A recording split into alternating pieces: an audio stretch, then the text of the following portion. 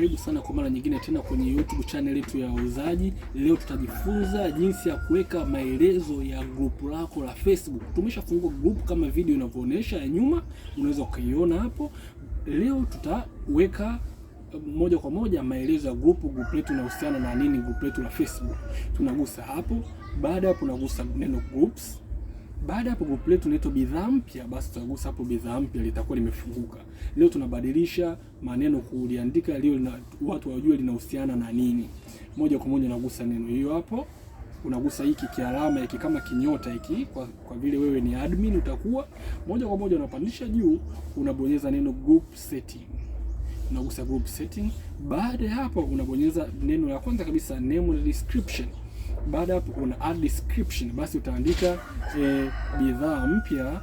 Tuandika neno bidhaa, biashara nzuri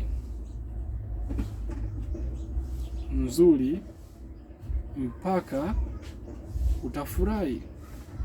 Kwa mtu atajua hili grupu linahusiana na bidhaa mpya ambazo nikiziona nitafurahi. Baada hapo unabonyeza neno save.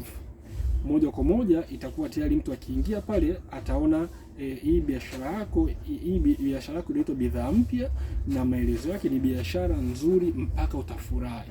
Karibu sana, usiache kusubscribe hapo chini. Ni yetu ni kila mmoja aelewe biashara za mtandaoni. Hapa wauzaji ndio sehemu yake. Video nyingi kama hizi tayari zipo. Karibu sana.